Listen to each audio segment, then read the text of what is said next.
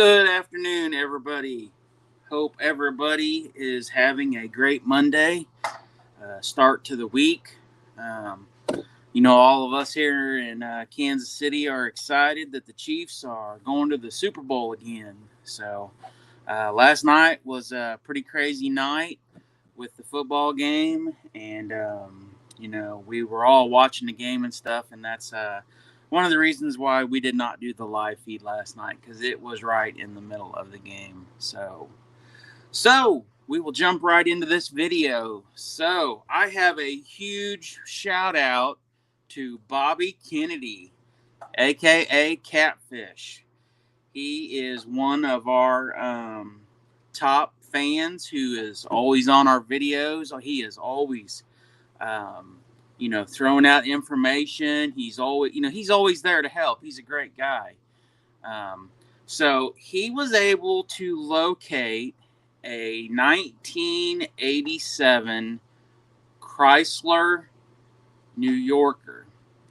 So this is not the car that we are looking for, but this car came down the same assembly line as the Dodge 600.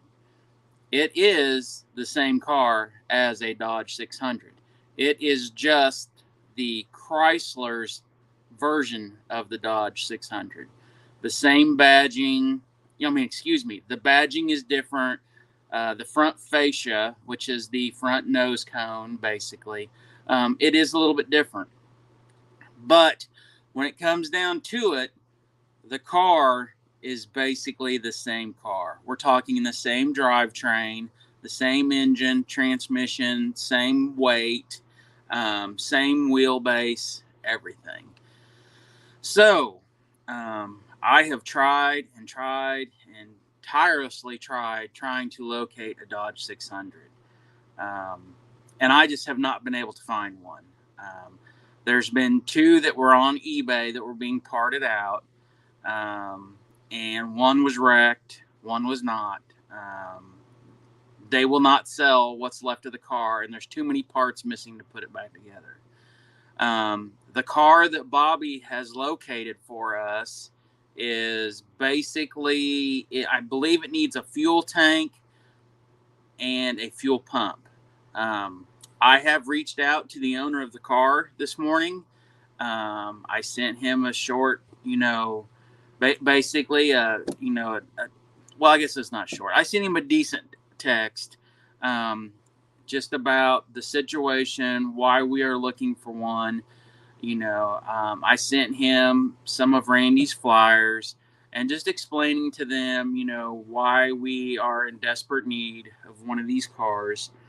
I have not heard back from him yet, or her. Could be a her. I'm not for sure.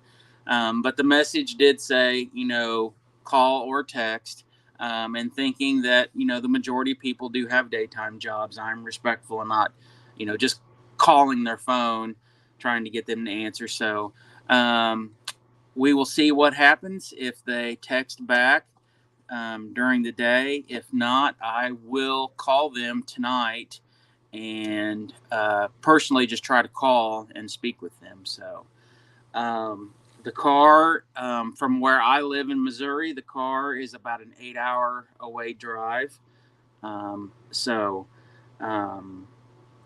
we will just see. This is positively headed in the right direction, and hopefully, something will become of it because, as many people and us as we've talked, I believe 100% that we can answer some questions about Randy's case and this car. The car is physically going to give us an idea of, if the car had so much fuel in the tank, how far could the car drive?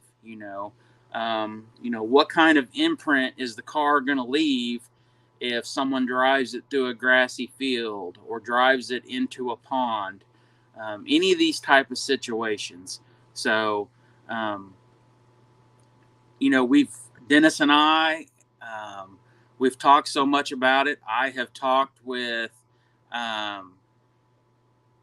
Jeff from Jet Heartland. I've spoke with Jeff about it quite a few times because I work with Jeff on a daily basis almost, working on projects and stuff. So, I think it's in the right direction of trying to prove or disprove some of these situations that possibly could have happened with Randy in the car, and actually physically having one in our possession to try to prove or disprove all these theories from, the car went into a pond, the car went to the crusher, the car was buried.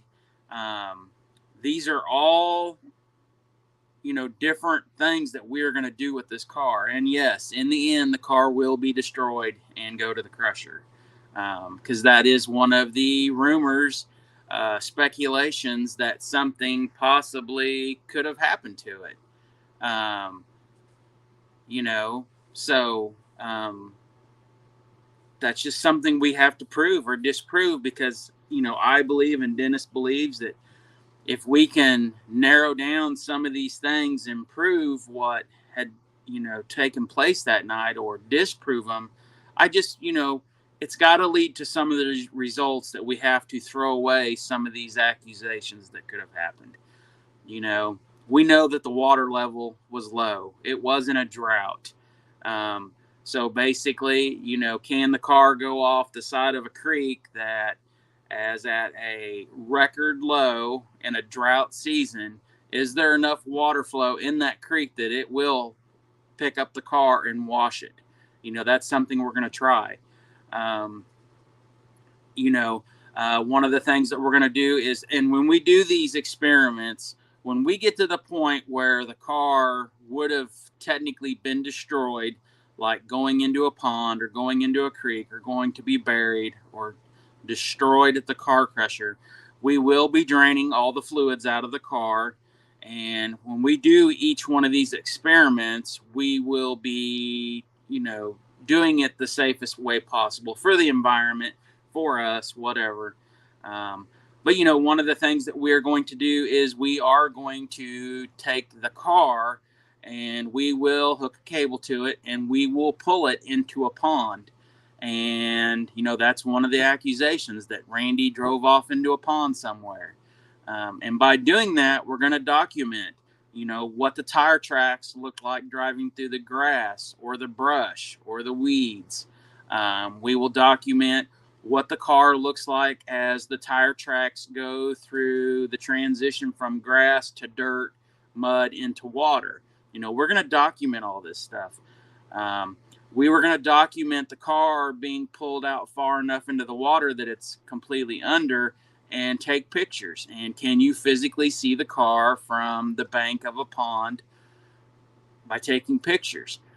We will fly a drone over the top of the pond and take pictures and try to recreate, when Keith Kaufman's dad, when they were flying over in an airplane, we're going to try to recreate that height and take pictures and see, well, could the car have been seen if it was in the water, that high up, from up above if you were flying in a plane. So there's so many things that we're going to try to do to try to recreate this. So I see a comment here from Mary Morris. Make sure you check the VIN numbers to make sure it was not actually Randy's car. These are not easy to find. So yes, Mary, we are not, at this point, we're not trying to actually find, Alberta Leach's car. The car that Randy was driving belonged to Mrs. Leach. We're not trying to find the actual car. I mean, that has been looked for and tried and looked for so long. So we're not trying to find the actual car. We're trying to find my goal was to try to find a 1985 Dodge 600. And like I said, I have tried so hard, Google searching, marketplace, anything and everything, and I just cannot find one. The only ones that I'm finding are two-door versions that are convertibles. And that's not what I want.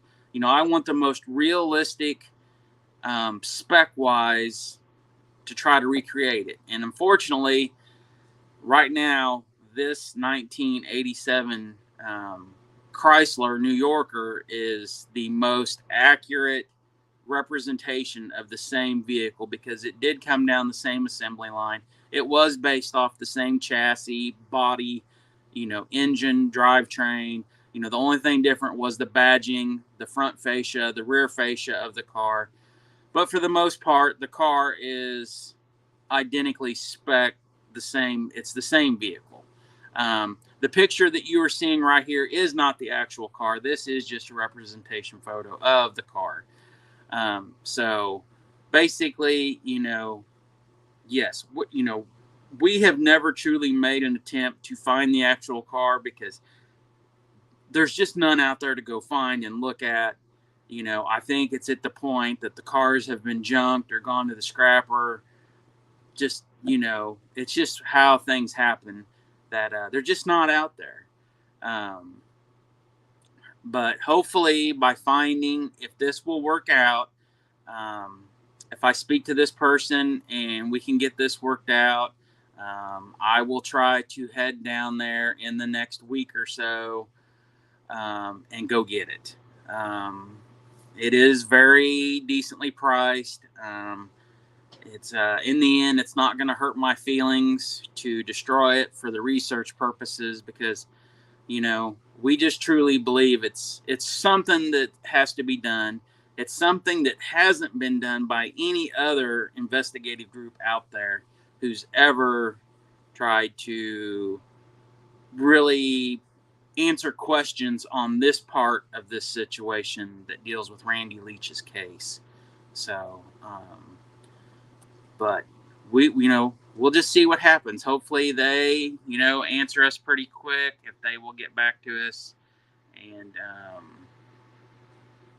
we'll just see what happens, But I want to put a big shout out, thank you to Bobby Kennedy for finding it. He was the one who found it. I'm not sure if he found it on Craigslist or Facebook Marketplace, or maybe a local swap and shop, searching through, the search engine on Facebook, because I had not seen this car, the one that he has found and sent me the information on. So, but that is a quick little update on this. Hopefully this will happen. I will give an update again if it's going to happen and I am able to go get it. Like I said, it's roughly about 8-hour drive from Missouri to go pick it up. And so it'll definitely, won't be a big situation. It won't be a big out-of-pocket cost for me to go get it and bring it back. It is not the same exact color, but we will paint it and try to make it the most realistic creation. I mean, I know it sounds silly, but yeah, we want it as close as possible to the real deal. So, we can try to, like I said, prove or disprove, and basically show the world that, hey, this could have happened, or no, this couldn't have happened. This doesn't make sense. This would have been seen by everybody searching, so on and so forth. So, anyways, I hope everyone has a good day, a good start to their week, and probably sometime in the next day or two, I will be doing the Kansas and Missouri missing people's case updates. I have not even looked yet today to see where we're at from the past week, to see what the numbers are. Hopefully they start coming down. Missouri has been, I think the last 3 weeks, Missouri's been at like 42 to 48 people weekly that are that are going missing. And that's a pretty high number for Missouri. Usually Kansas is really high. Missouri is on the lower side. But Missouri right now is just have a lot of people going missing. So, as always, please like, share, and subscribe. We really do appreciate that. It helps us to keep things going, and like we always say, everybody needs to help some way or possible, one way or another, just by sharing the videos, you know, liking anything, because we truly appreciate it. The families appreciate it. Um, but if anyone has any questions or anything, you can always email us at mwsar22@yahoo.com. You can always reach us on all of our social media outlets for Muddy Waters. And, the phone number is listed on the site if you want to reach out to us about a case, or if you have information on a case. Um, we do respect people's wishes if they do not want their name or their information put out. If they provide information on a case, we do respect people's wishes and stuff. So anyways, hope everybody has a good day, and we will see you later. Thank you.